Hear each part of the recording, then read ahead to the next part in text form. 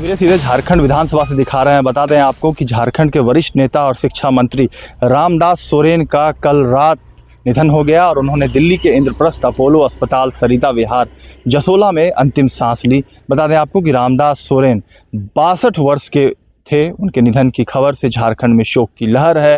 तस्वीरों में देखिए कि किस तरीके से श्रद्धांजलि सुमन अर्पित करने के लिए यहाँ तमाम जो है राजनेता पहुँचे हुए हैं।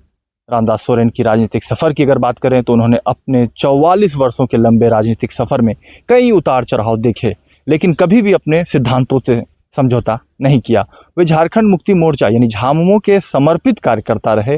बता दें आपको कि आदिवासी समाज में उनकी मजबूत पकड़ थी और एक कोल्हान में बड़े नेता के तौर पर, आदिवासी नेता के तौर में थे। सामाजिक न्याय के मुद्दों पर वे सदैव मुखर रहे। रामदास सोरेन ने झारखंड आंदोलन में शिबू सोरेन के साथ सक्रिय भूमिका निभाई थी। इस आंदोलन के दौरान उन पर कई मुकदमे भी दर्ज हुए थे। बता दें कि इसी महीने जो है दिशम गुरु शिबू सोरेन की भी निधन हुई और अब जो है रामदास सोरेन जो शिक्षा मंत्री थे उनकी निधन के सामने आई खबर। अपने राजनीतिक कैरियर की शुरुआत उन्होंने 1980 में झामुमो की सदस्यता लेने के साथ की थी। उसी वर्ष उन्हें घोड़ा बांधा का पंचायत सचिव बनाया गया था। वह धीरे धीरे पार्टी में आगे बढ़ते गए और जमशेदपुर प्रखंड कमेटी के प्रथम सचिव, अनुमंडल कमेटी के प्रथम सचिव और अविभाजित जिलों में जिला सचिव के पद पर रहे। वहां से उनकी राजनीतिक सफ़र जो है शुरुआत हुई।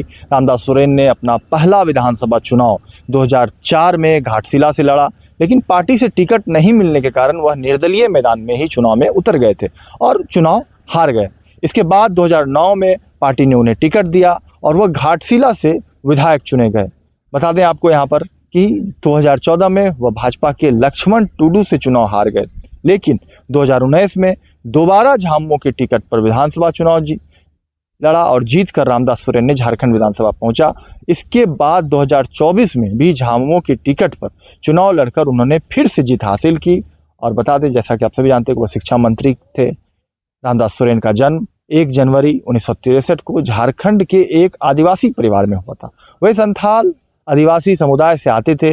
एक मध्यम वर्गीय परिवार में पले बढ़े। सोरेन ने बचपन से ही समाज की ज़मीनी सच्चाइयों को महसूस किया और आपको बता दें कि वह पूरे तरीके से ज़मीनी नेता थे। आदिवासियों को जन मुद्दों को कैसे रखना है, कैसे बड़े समस्याओं को सुलझाना है, वो भली भांति वह जानते थे।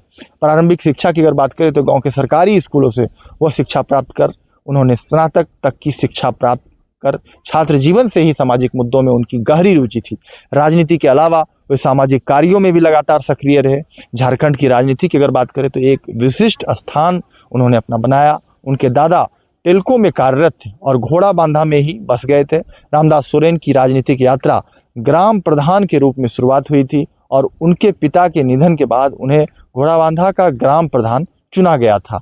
यहाँ पर आपको यह भी हम बताते चल रहे हैं कि रामदास सोरेन और चंपाई सोरेन जो एक बड़े कोल्हान के नेता माने जाते थे, जो पूर्व मुख्यमंत्री भी थे और फिलहाल भाजपा में हैं, बीच एक करीबी संबंध है। जब चंपाई सोरेन भाजपा में शामिल हुए थे तो रामदास सोरेन ने कहा था कि वह बड़े नेता हैं और रहेंगे। पार्टी ने उन्हें हमेशा सम्मान दिया और पार्टी से बड़ा कोई व्यक्ति कभी नहीं हो सकता है। रामदास सोरेन को हाल ही में झारखंड सरकार में शिक्षा मंत्री के रूप में शामिल किया गया।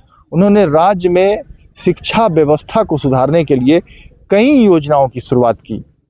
खासकर उन्होंने आदिवासी बच्चों की शिक्षा पर विशेष जोर दे रहे थे।